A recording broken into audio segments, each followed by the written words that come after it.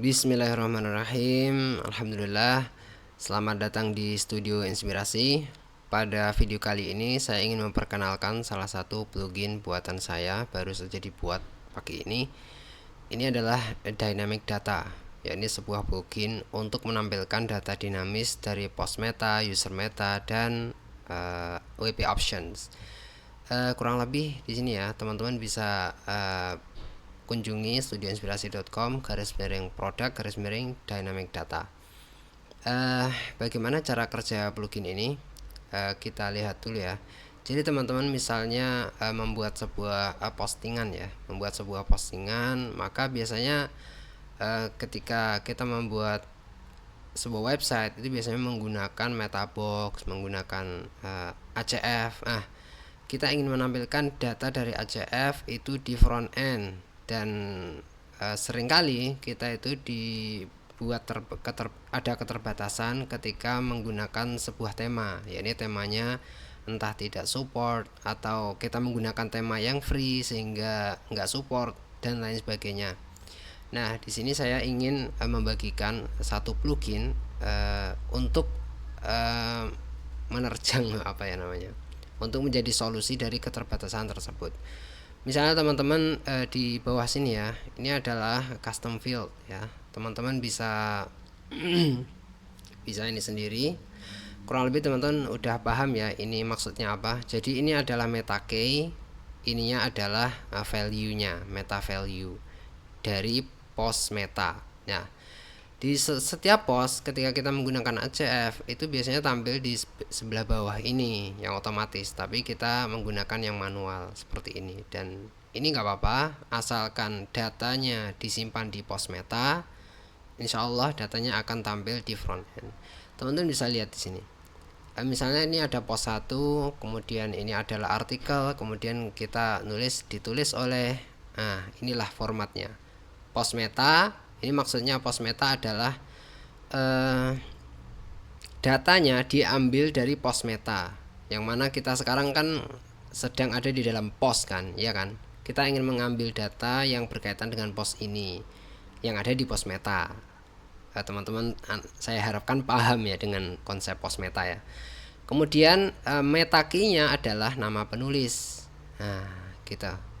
Maka ketika nanti kita lihat di bagian front end, maka itu akan menampilkan sebentar kita reload dulu, akan menampilkan post meta tersebut ya, Ahmad Nur Wahab, sebagaimana kita tulis di sini nama penulis Ahmad Nur Wahab.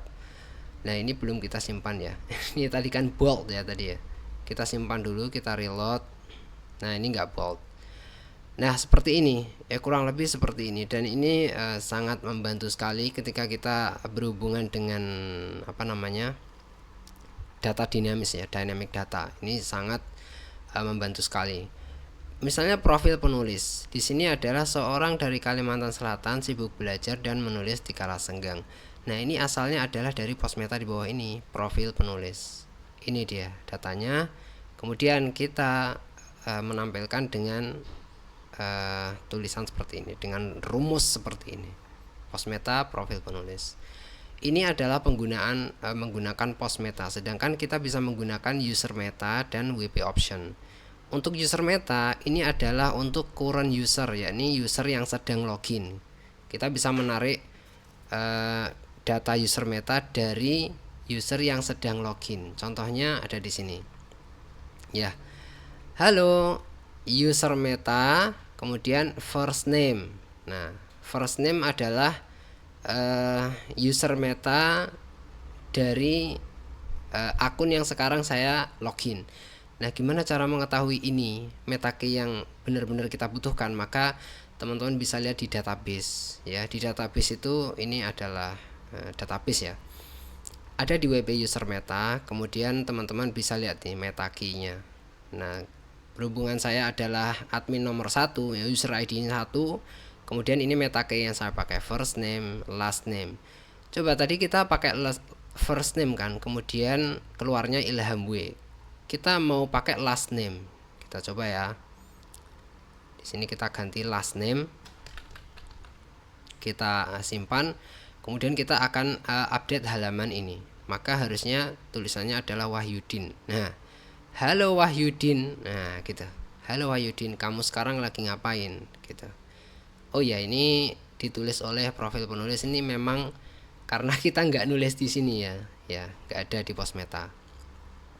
Ini kan ada, tapi ketika diambil Postmeta dengan meta key nama penulis, ternyata datanya nggak ada di sini. Maka ya nggak ada yang bisa ditampilkan gitu. Kemudian di sini lihat, oh ya, ini yang nomor 3, WP option. Kita bisa mengambil WP option. WP option adalah sebuah tabel di database WordPress yang itu satu website itu biasanya satu meta key untuk menentukan sesuatu. Misalnya nama blog kayak misalnya ini kan nama blognya kan Laboratoriumku, ini disimpan di WP option.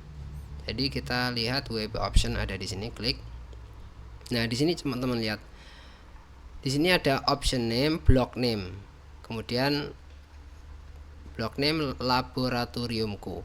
Maka apa yang kita lihat di sini, kalau kita menarik data blog name dari WP option, maka yang ditampilkan adalah ya judul situsnya gitu, gini, Laboratoriumku. Dan ini sesuai dengan kalau misalnya kita sebentar, kalau nggak bisa ya Laboratoriumku, ya seperti yang ada di sini, teman-teman bisa lihat.